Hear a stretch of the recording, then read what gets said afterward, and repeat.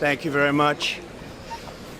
Madam Speaker, Mr. Vice President, members of Congress, the First Lady of the United States,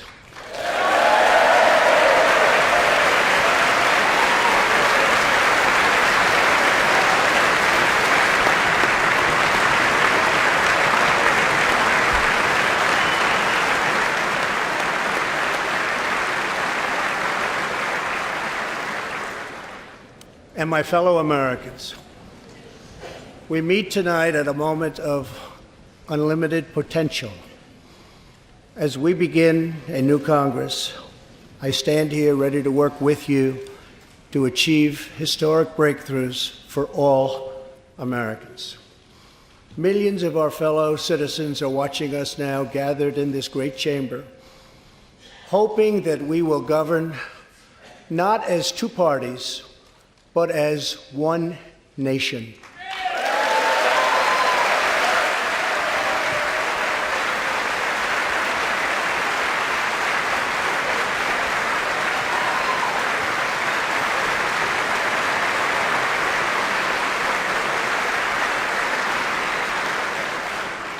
The agenda I will lay out this evening is not a Republican agenda or a Democrat agenda. It's the agenda of the American people. Many of us have campaigned on the same core promises: to defend American jobs and demand fair trade for American workers, to rebuild and revitalize our nation's infrastructure, to reduce the price of health care and prescription drugs, to create an immigration system that is safe, lawful, modern, and secure, and to pursue a foreign policy that puts America's interest first. There is a new opportunity in American politics if only we have the courage together to seize it.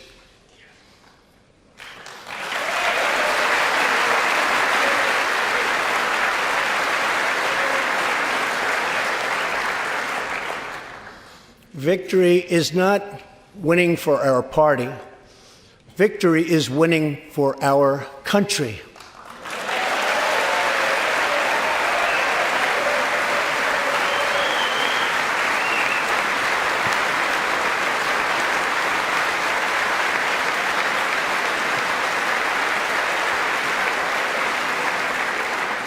This year, America will recognize two important anniversaries that show us the majesty of America's mission and the power of American pride.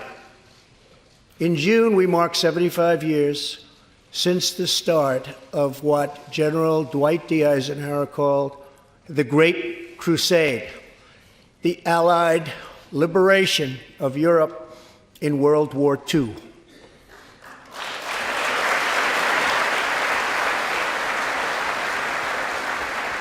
On D-Day, June 6, 1944, 15,000 young American men jumped from the sky and 60,000 more stormed in from the sea to save our civilization from tyranny.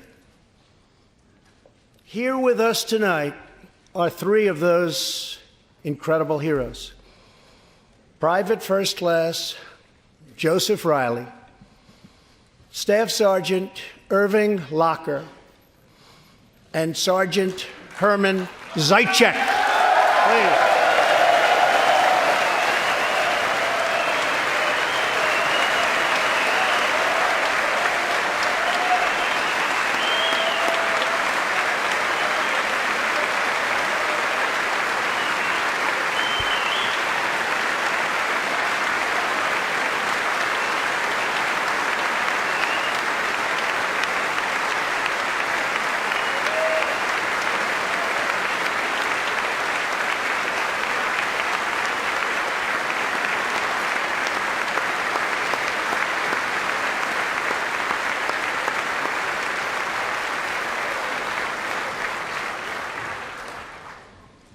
gentlemen, we salute you.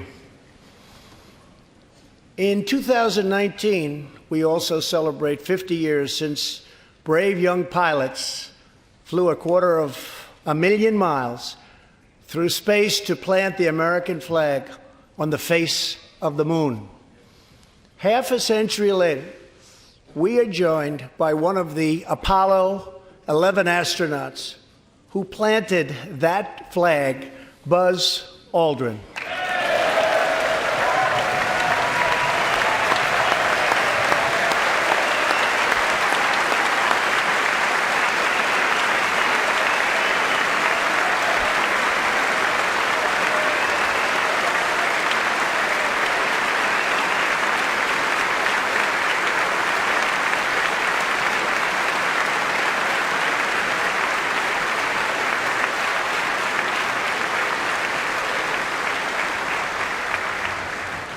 Thank you, Buzz. This year, American astronauts will go back to space on American rockets.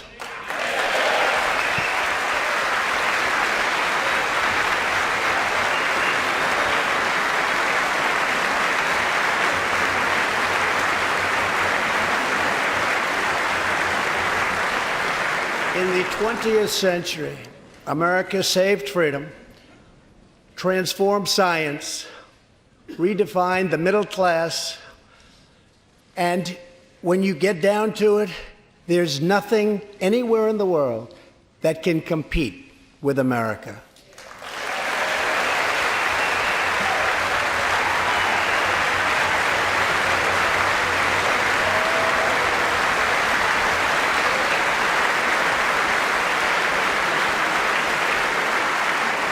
Now we must step boldly and bravely into the next chapter of this great American adventure. And we must create a new standard of living for the 21st century. An amazing quality of life for all of our citizens is within reach. We can make our community safer, our families stronger, our culture richer, our faith deeper, and our middle class bigger and more prosperous than ever before.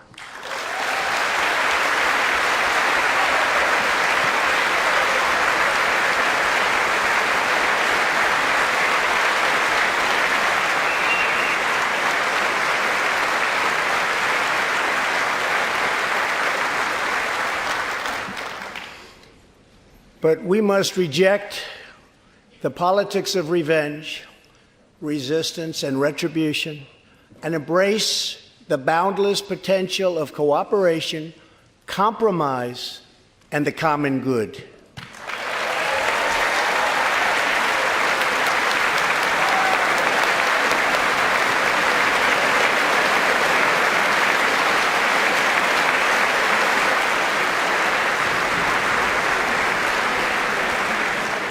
Together, we can break decades of political stalemate. We can bridge old divisions, heal old wounds, build new coalitions, forge new solutions, and unlock the extraordinary promise of America's future. The decision is ours to make. We must choose between greatness or gridlock, results or resistance, vision or vengeance, incredible progress or pointless destruction. Tonight, I ask you to choose greatness.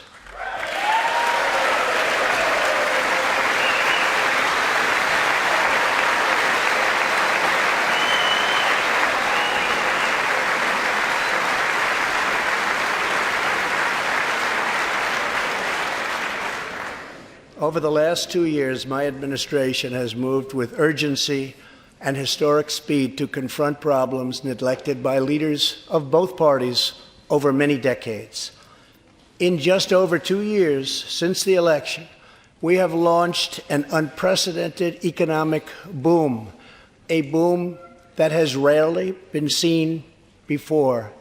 There's been nothing like it.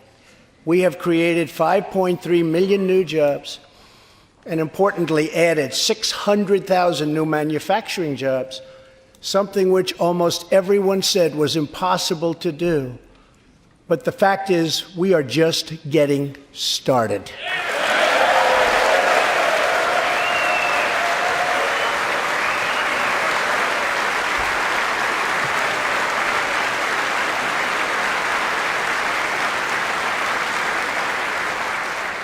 Wages are rising at the fastest pace in decades and growing for blue-collar workers who I promised to fight for. They're growing faster than anyone else thought possible. Nearly 5 million Americans have been lifted off food stamps.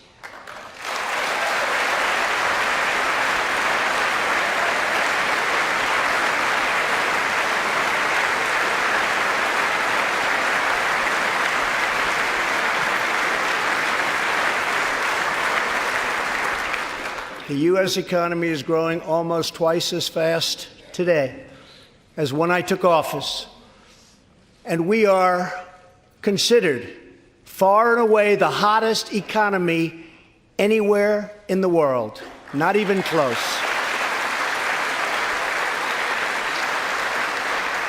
Unemployment has reached the lowest rate in over half a century.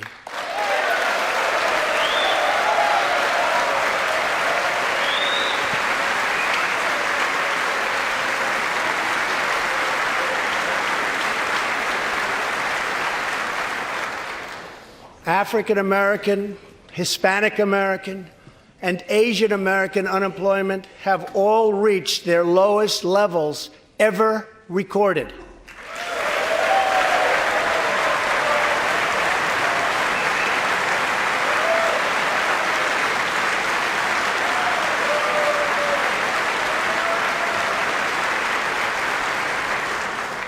Unemployment for Americans with disabilities has also reached an all-time low.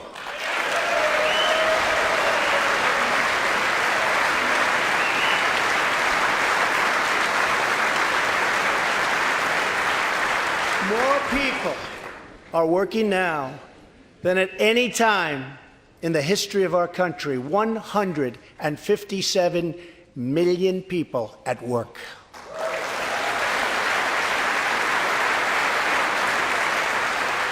We passed a massive tax cut for working families and doubled the child tax credit.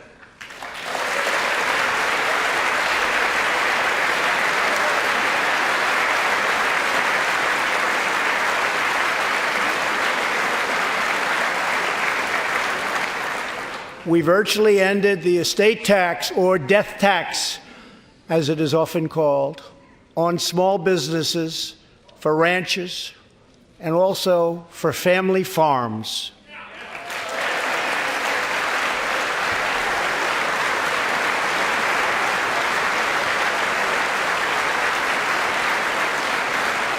We eliminated the very unpopular Obamacare individual mandate penalty.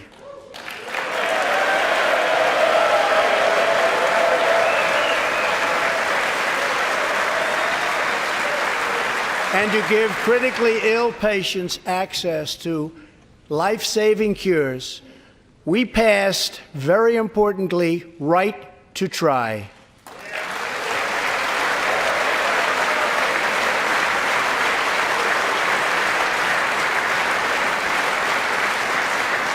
My administration has cut more regulations in a short period of time than any other administration during its entire tenure.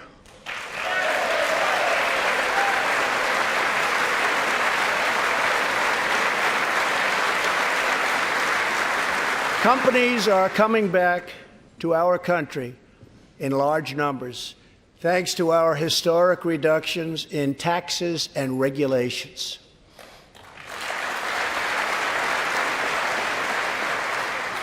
And we have unleashed a revolution in American energy. The United States is now the #1 producer of oil and natural gas anywhere in the world.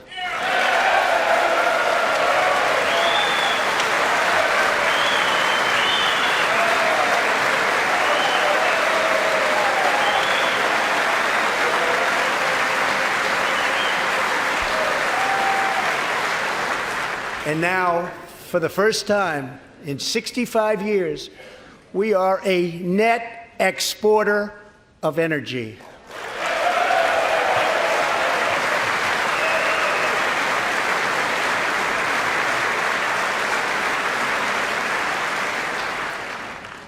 After 24 months of rapid progress, our economy is the envy of the world. Our military is the most powerful on earth by far. And America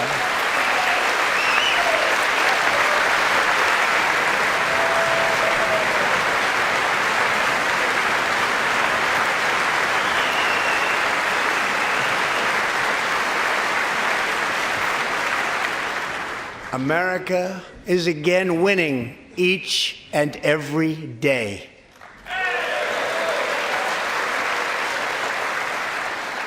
Members of Congress, the state of our union is strong.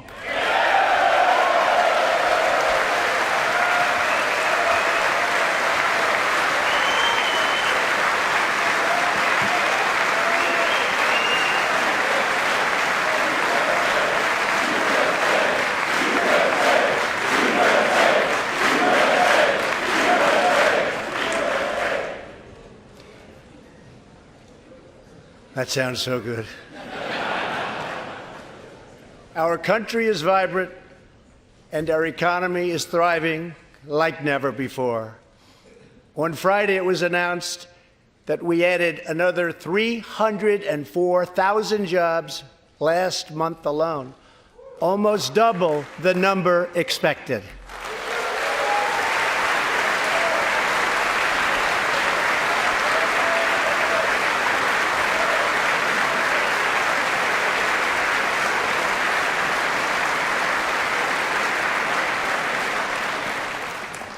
An economic miracle is taking place in the United States, and the only thing that can stop it are foolish wars, politics, or ridiculous partisan investigations.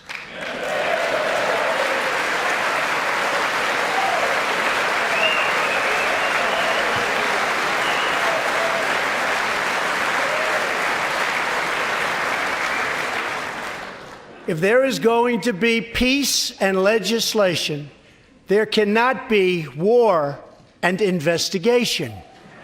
It just doesn't work that way. We must be united at home to defeat our adversaries abroad. This new era of cooperation can start with finally confirming the more than 300 highly qualified nominees who are still stuck in the Senate, in some cases years and years waiting. Not right.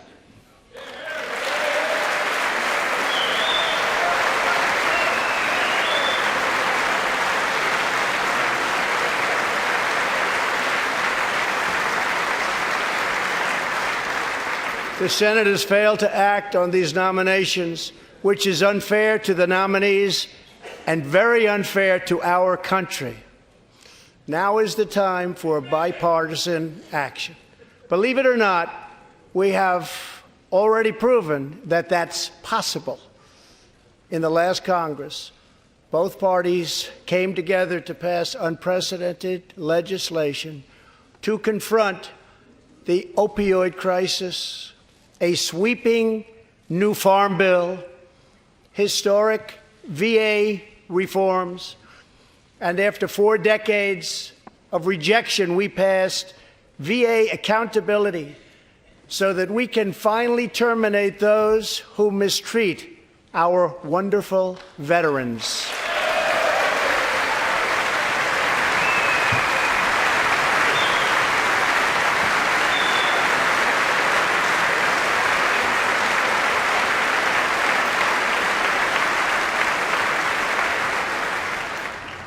And just weeks ago, both parties united for groundbreaking criminal justice reform. They said it couldn't be done.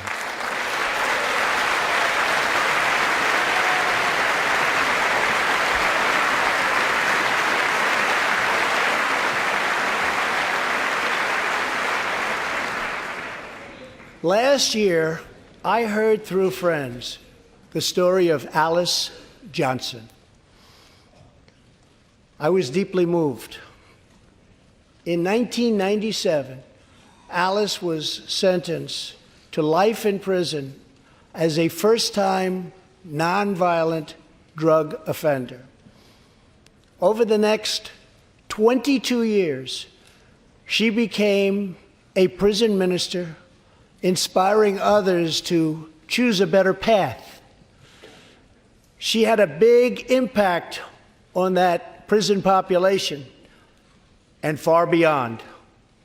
Alice's story underscores the disparities and unfairness that can exist in criminal sentencing and the need to remedy this total injustice. She served almost that 22 years and had expected to be in prison for the remainder of her life. In June, I commuted Alice's sentence. When I saw Alice's beautiful family greet her at the prison gates, hugging and kissing and crying and laughing, I knew I did something right. Alice is with us tonight, and she is a terrific woman. Terrific. Alice, please.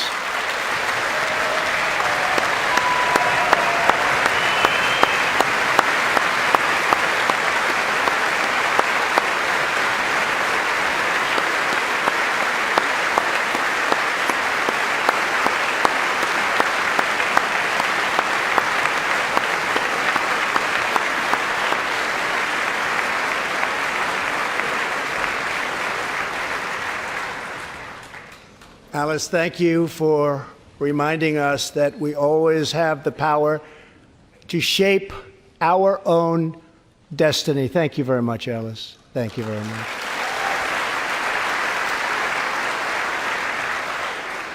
Inspired by stories like Alice's, my administration worked closely with members of both parties to sign the First Step Act into law. Big deal. It's a big deal.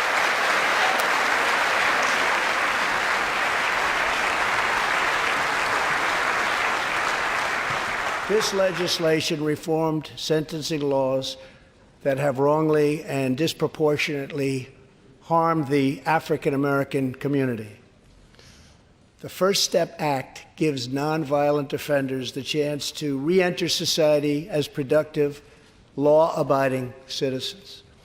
Now, states across the country are following our lead. America is a nation that believes in redemption. We are also joined tonight by Matthew Charles from Tennessee. In 1996, at the age of 30, Matthew was sentenced to 35 years for selling drugs and related offenses. Over the next 2 decades, he completed more than 30 Bible studies, became a law clerk, and mentored many of his fellow inmates. Now Matthew is the very first person to be released from prison under the First Step Act.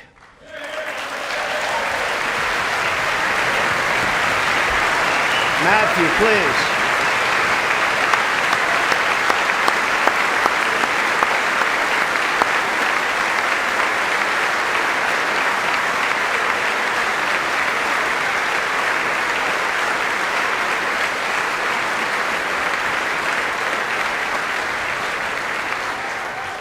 Thank you, Matthew.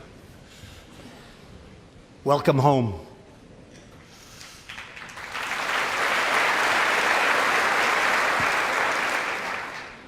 Now, Republicans and Democrats must join forces again to confront an urgent national crisis. Congress has 10 days left to pass a bill that will fund our government, protect our homeland, and secure our very dangerous southern border. Now is the time for Congress to show the world that America is committed to ending illegal immigration and putting the ruthless coyotes, cartels, drug dealers, and human traffickers out of business.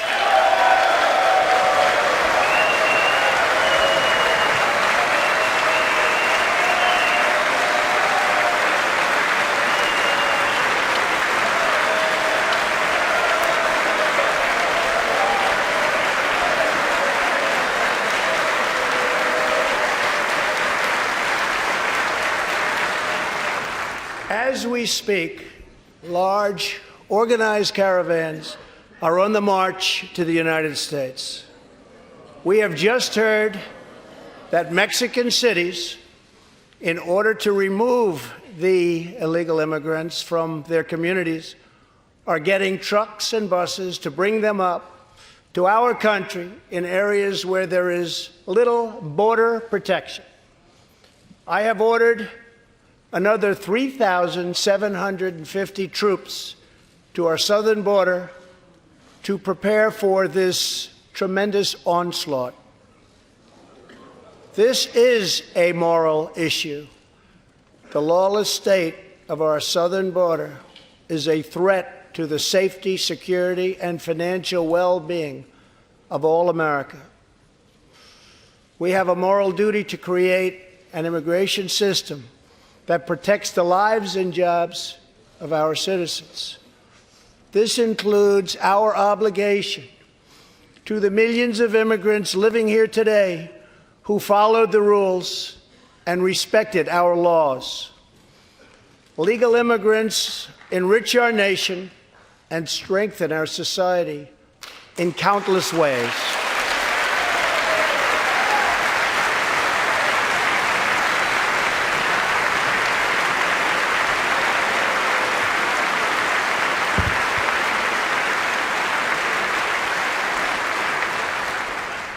I want people to come into our country in the largest numbers ever, but they have to come in legally.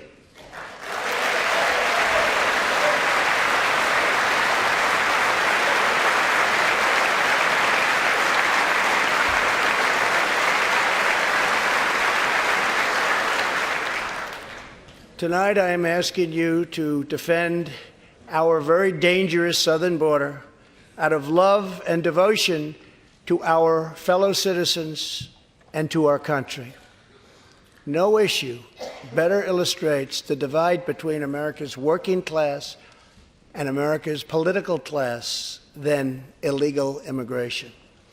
Wealthy politicians and donors push for open borders while living their lives behind walls and gates and guards.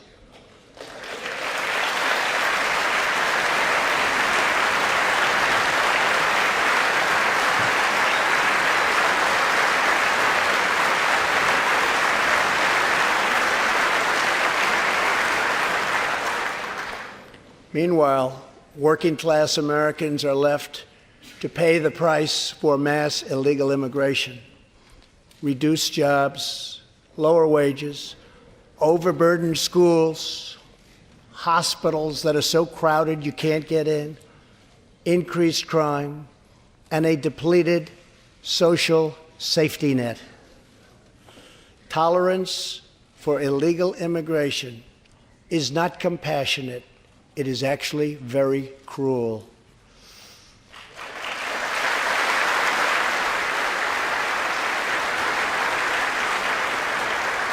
One in 3 women is sexually assaulted on the long journey north.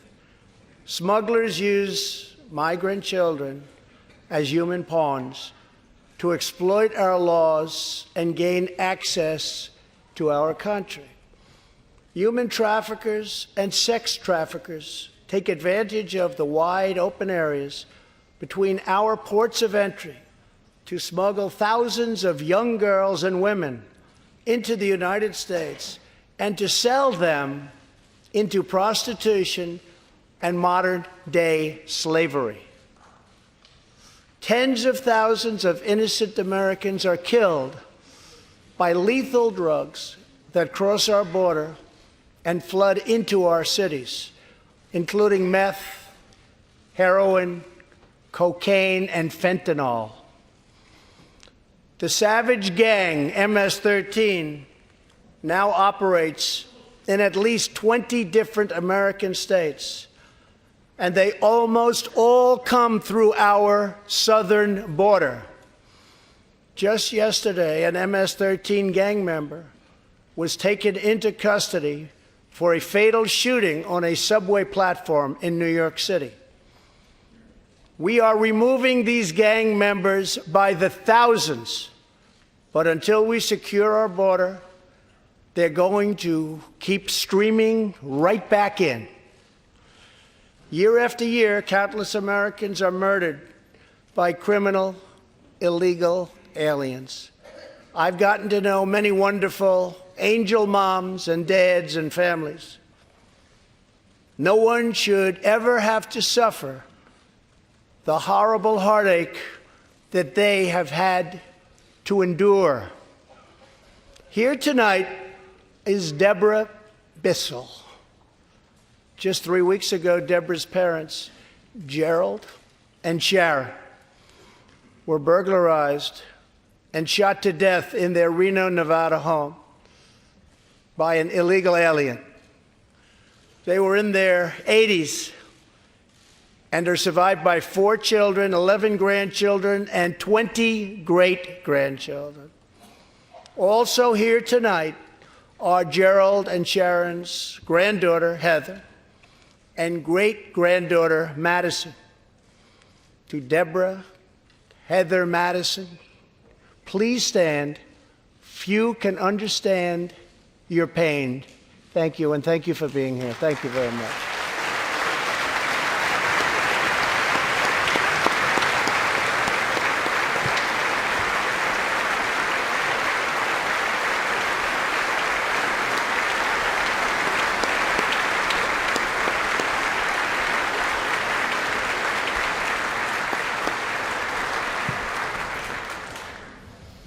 I will never forget, and I will fight for the memory of Gerald and Sharon, that it should never happen again.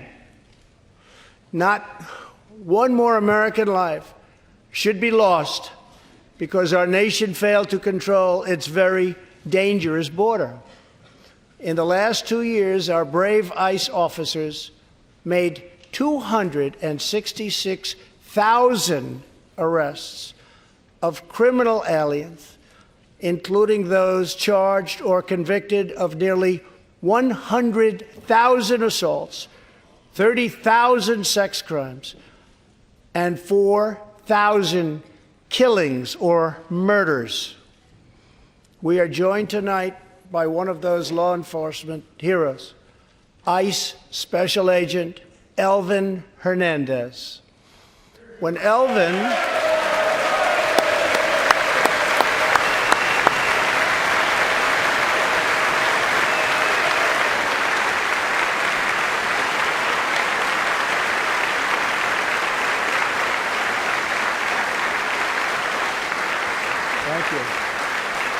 When Elvin was a boy, he and his family legally immigrated to the United States from the Dominican Republic. At the age of 8, Elvin told his dad he wanted to become a special agent. Today, he leads investigations into the scourge of international sex trafficking. Elvin says that if I can make sure these young girls get their justice, I've really done my job. Thanks to his work and that of his incredible colleagues, more than 300 women and girls have been rescued from the horror of this terrible situation. And more than 1,500 sadistic traffickers have been put behind bars.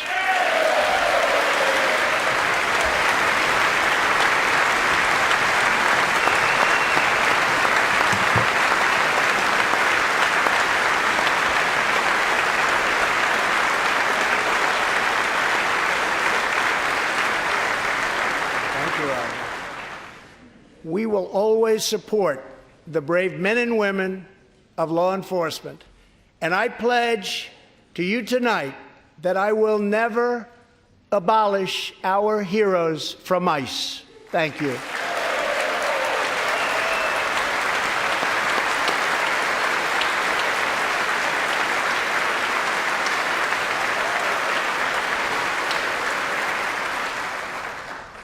My administration has sent to Congress a common-sense proposal to end the crisis on the southern border.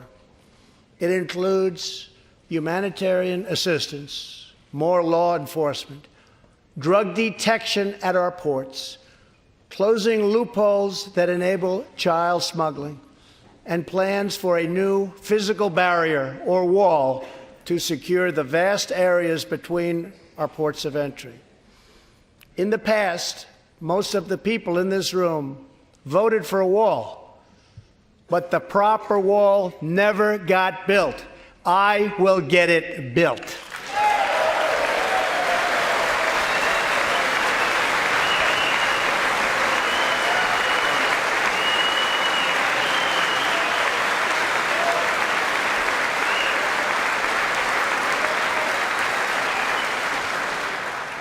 This is a smart, strategic, see-through steel barrier, not just a simple concrete wall.